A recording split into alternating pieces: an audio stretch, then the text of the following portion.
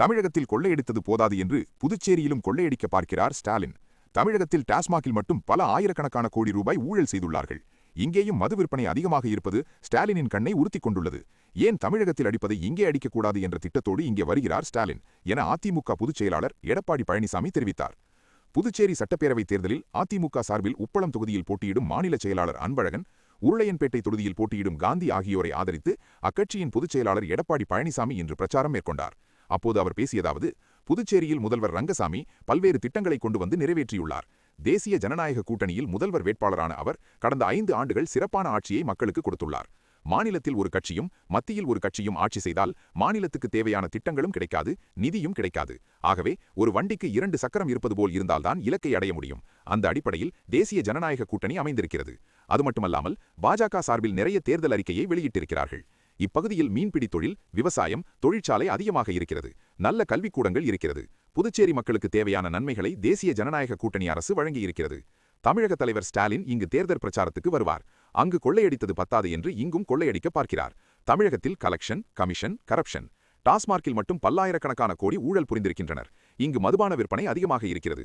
அது ஸ்டாலினுக்கு கண்ணை உறுத்திக் கொண்டிருக்கிறது. ஏன் அங்கு அடிப்பதை புதுச்சேரி வந்து அடிக்கக்கூடாது என்று திட்டமிட்டுள்ளார். பிரச்சாரத்துக்கு வருவார். உங்களுக்கு நன்மை செய்ய வரமாட்டார். உங்களிடம் இருக்கின்ற நிதியை சுரண்டுவதற்கு வருவார்.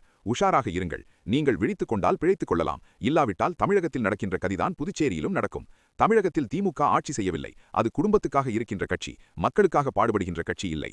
இந்த தேர்தல் முக்கியமான தேர்தல். புதுச்சேரியில் இந்தியா கூட்டணி குழப்பமான நிலையில் இருக்கிறது.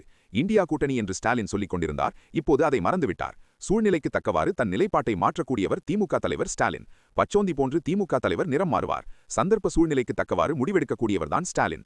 தமிழகத்தில் திமுக தலைமையில் ஒரு கூட்டணி, அதில் காங்கிரஸ், கம்யூனிஸ்ட், விடுதலை சிறுத்தைகள், முஸ்லிக் எல்லாம் இருக்கிறது. அங்கு ஒத்த கொள்கையுடைய கட்சி என்று சொல்கிறார்கள். இங்கு வந்தால் அந்த கூட்டணி கட்சிக்கு பெப்பே நாமம் போட்டுவிட்டனர். அங்கும் இங்கும் ஒரே கம்யூனிஸ்ட் தானே இருக்கிறது. இங்கு வேறு கம்யூனிஸ்ட் இருக்கிறதா? இந்தியா முழுவதும் வடது இடது கம்யூனிஸ்ட் 2 தான் இருக்கிறது. அவர்களுக்கு இங்கு இடமில்லை. ஸ்டாலின் சுயநலவாதி. தன் குடும்பத்தில் இருக்கிறவர்கள் ஆட்சிக்கு வர வேண்டும் என்று எண்ணுகின்ற தலைவர். அங்கு வாக்குகள் சிதறக்கூடாது என்பதற்காக ஒத்த கொள்ளையுடைய கட்சிகள் இணைந்து தேர்தலை சந்திக்கின்றது என்று சொல்கின்றார். புதுச்சேரியில் அப்படியே அந்தர்பல்டி அடித்து அவர்கள் வேறு கூட்டணி அமைந்துள்ளனர். அங்கொரு கொள்கை, இங்கொரு கொள்கை. இப்படி இரட்டை வேடம் போடும் கட்சிதான் திமுக. அதற்கு நீங்கள் வாக்களிப்பீர்களா?